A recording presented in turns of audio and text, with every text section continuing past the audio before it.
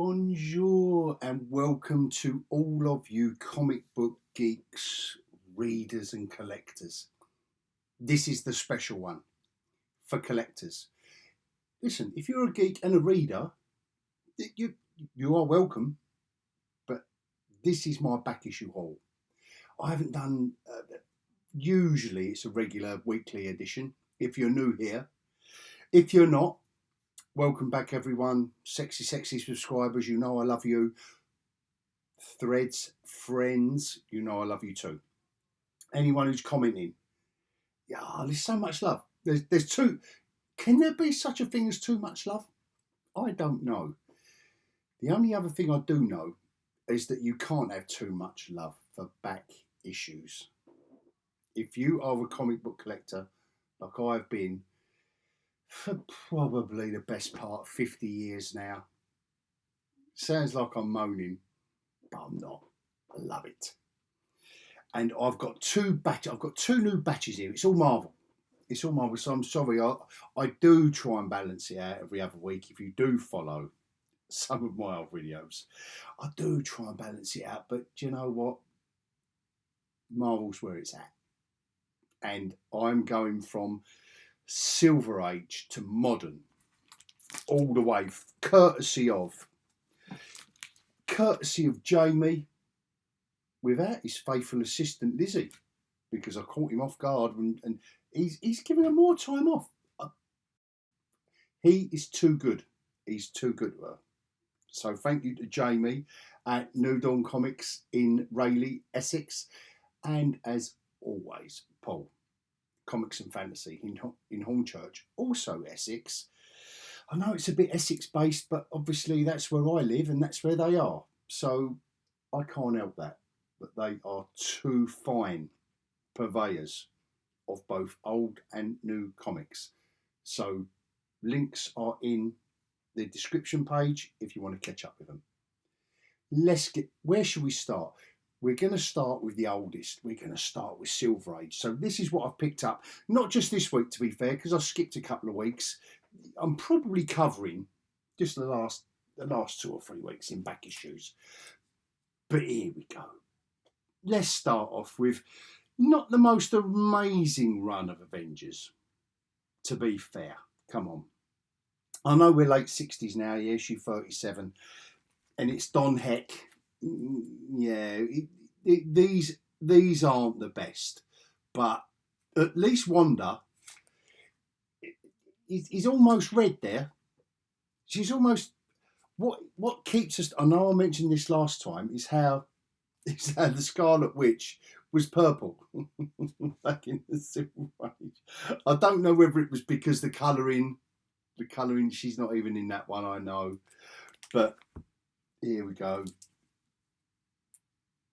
Just a few Silver Age Avengers. This is just, I've never gone that far back before, and thanks to Jamie, he's given me an opportunity not to get the lowest grade, but just what I like to call an affordable grade. So it's great. And then we move on a bit. So are we Bronze Age now? 1970? I don't know if we're not Bronze, are we yet? Look at this beautiful Jill Kane, 1970. And this was a moment in time where Roy Thomas was writing, and Gil Kane, or Jill Kane, whatever you pronounce it, is on the art duties, and these were fantastic. Look, here we go, Captain Marvel. And this is my Captain Marvel. Sorry. Say what you will. This is my Captain Marvel. None of the latest. Listen. I think in a back issue video of yore, I did do the Ms. Marvel set that I bought, because I bought it as it came out in the 70s and I fell in love with it. But that was Ms. Marvel. This is Captain Marvel. This is Alfred Alcala on the art duties in this one. And then, I mean, I don't know what was going on, but in this comic, it says produced under pressure by Engelhardt, Starlin and Co. And all it is a reprint of an earlier Captain Marvel with Gene Colan art drawn story. So Engelhardt, Starlin, obviously they did the bookends and they just done a reprint. So what's that, issue 36? Just a reprint, guys. So don't, if you see that one cheap on eBay, get it. Don't spend too much. Englehart again. He was writing some good stuff for Captain Marvel, but this was just Al Milgrom on the art. But I will say Klaus Jansson's inks, who would later go on to ink Frank Miller when he done his awesome run on Daredevil.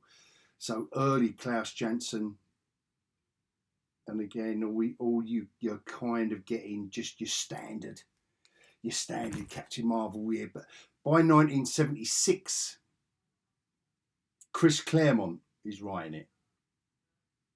Yeah, he did more than just X-Men, guys. I don't know why I like this cover so much, to be fair. The 4D man, Mercurio. I don't know why I like this cover so much, but maybe it's because it was reprinted in like some Marvel UK or something. But I've just got a love for Captain Marvel for this character, and it's just filling in all of the gaps. And there are gaps, obviously, in every collection. There are gaps aplenty, and we have. I think this is looking like, is it Broderick? Yeah, Pat Broderick, who I've spoken of before, how much I like his artwork on Captain Atom and the Micronauts video I did. Oh, I don't know how to leave a link. I was going to say link, but no. Anyway, go through my playlists and have a look for the Micronauts if you want to see Pat Broderick's artwork. There we go. Drax the Destroyer. As I said on Threads the other day, before he was a cuddly character portrayed by a WWE wrestler, he was Drax the Destroyer. Yeah. And kind of adjacent to Captain Marvel was Warlock. Adam Warlock. Here we go. 1973. Again, we're Gil Kane. And this was glorious stuff. There was something about Adam Warlock, the character, that I really enjoyed. He was always grim. There was nothing light-hearted about it. There was nothing. It was always heavy storylines. Proper Jeopardy. You know, really serious stuff. Look at this. Look, Doctor Doom behind me, the brute before me. You know, it's heavy stuff. And then, so that's like the earlier, what was it? It was the earlier 70s. And then in 1975, good old Jim Starlin comes along, but with Len Wein, Steve Laolia, and Tom Ozakowski. That was the dream team for Warlock. Starlin, Ozakowski, Laola, and Wein. Weaving these tales. It was a thing to behold, guys. Look at this stuff. It was a thing to behold. And then in this issue, I don't know, what was that, issue 9? Where are we at? 10. Marv Wolfman joins the gang.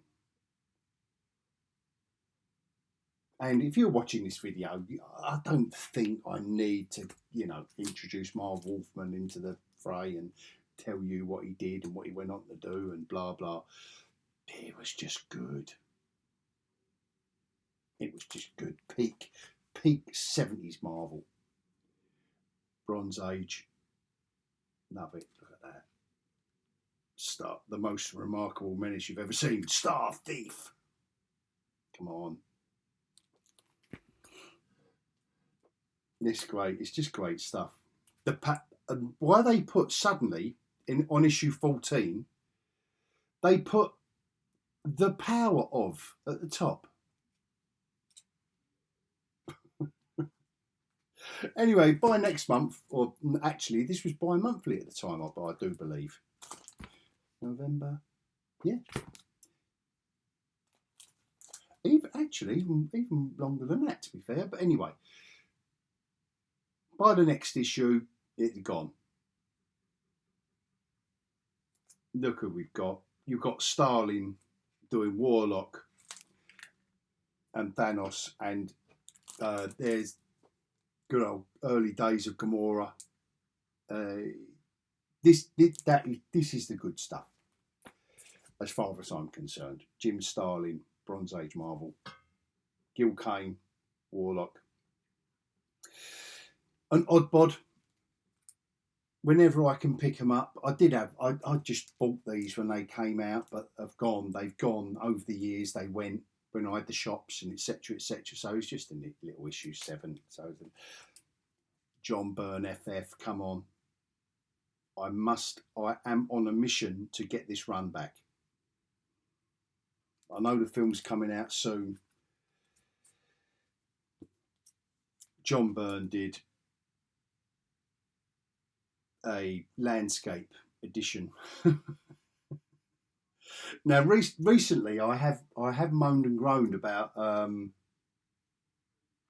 Wolverine, Deadpool Wolverine, Cuba, how he did landscape. But back in the day, I really enjoyed this issue, just as a one-off odd bod. Oh, I don't know, getting too old now. Getting too old. Come on, John Byrne. This run. John Byrne's run over those years, he'd done a good few years on X-Men, and he did do a good few years on Fantastic Four. Second only to the Lee Kirby run, in my opinion. He did. Kirby just redefined it for a modern age. He definitely did. And suddenly, Jamie gets in a run of Captain America annuals from issue 3 onwards. Kirby, Glory, 1976. More Kirby, Glory, 1977. Look at these annuals, and I know annuals are kind of like the forgotten runs in collections, aren't they? Like you've got issues 1 to 200 or something, but the rest of them aren't of anything of any note other than we will get to one in a minute. And if you like Captain America, then or you're just a comic collector aficionado, you know what one I'm going to get to. So here we are. Look, these are just all the run of the mill. It was honestly run of the mill, and then suddenly Captain America Wolverine. Yep, Zek and Beatty. Yep. And then 1990, yeah, it's all, yeah, and apart from the Mignola cover, and these are all reflected in the price, to be fair, but nevertheless, Mignola cover. So, yeah, is it worth getting it just for that? No, but when you've got a run like that, you've just got to have it. So they were all courtesy of Jamie over at New Dawn Comics.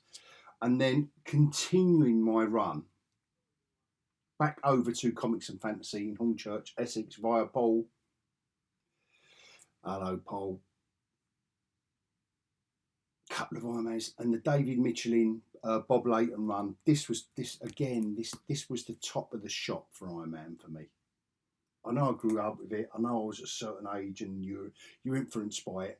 But you wouldn't have the MCU Iron Man without this run of these comics. You just wouldn't. It defined the character. It defined Tony Stark more. Obviously, there's nothing to define in the superhero Iron Man. He's got the suit and he's got the powers and he wants to do good. End of. This was a weird one that Paul put my way, but I was intrigued because it's Jonathan Hickman. And let me know in the comments, guys, what, because obviously I haven't read this yet. Obviously, I've bought all of these over the past week or two, and I haven't got the chance to read them all. Like, I don't just sit here reading comics.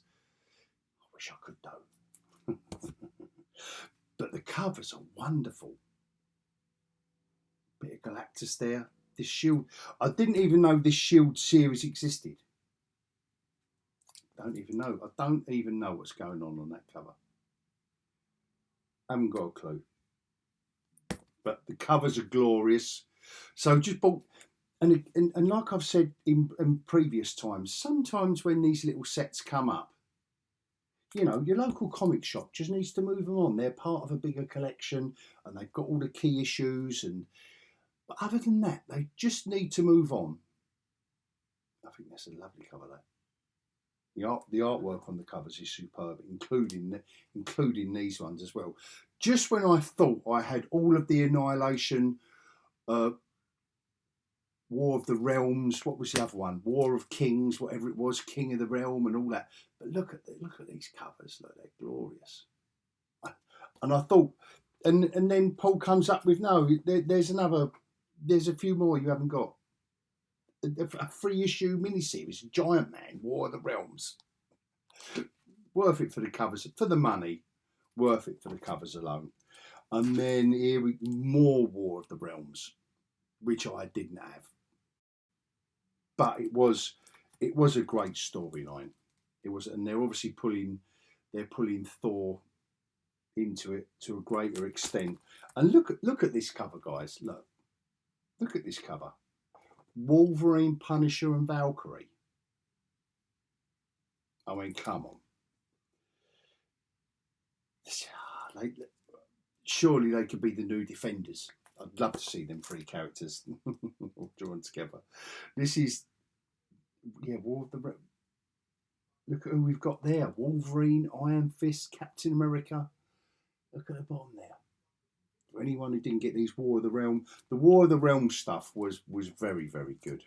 And Annihilation and all the associated stuff. It was good, which is why when Paul highlighted these to me, you know, you've got more here.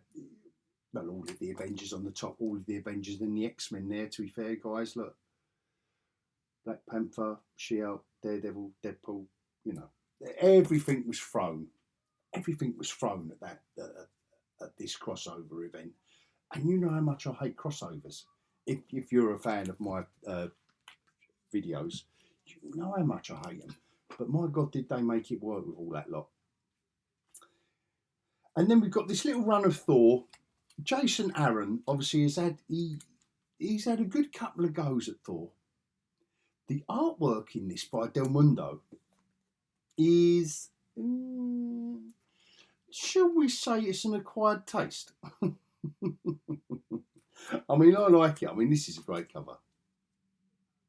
Look at that cover, look. Yeah, I think we need to say it is an acquired taste. Like, I think he must have done, yeah, he must have done that cover. And this is the kind of weird and wacky. I'm not sure if it suits Thor. It's not exactly the greatest cover, is it? Just showing the hammer. Yeah, and this is where, but with Jason Aaron on it, I'm on board. But yeah, Del Mundo. Yeah, I mean, this is all right, I suppose. You know, having a beer with his dad. But hopefully, I don't know who that is. You got a bit of venom in there. Don't even why. Actually, this is a nice cover. To be fair, that's a nice cover. Moment in time kind of shtick. And that kind of, and this issue brings this week's back issue haul video to an end. So I hope you enjoyed that little. I know it's just a little bit of frivolous fun going through all my back issues. Thank you. Oh, look at it was a flip round cover. Look, I've got to show you the back of it now, haven't I? Look, all the different characters. Look, all of the Asgardians. Look, I don't know who that is in there. I'll have to read the. Yeah, you know.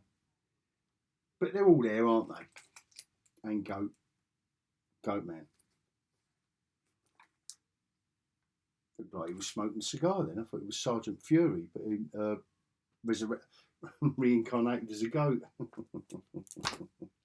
On that note, I will, before I say adios, I will thank you if you've stayed with me this far. hope you just enjoyed that little run through of all the, just let me know what you're picking up if you want to. Let me know if you've read that run of Thor, because I flicked through it and I like Jason Aaron's other run, and I do like his work in general, his writing. But that Del Mundo artwork, I've got to say, yeah, I couldn't draw any better, don't get me wrong, but I've paid for these comics, so I'm entitled to an opinion, aren't I? Anyway, on that note, I will bid you all adios.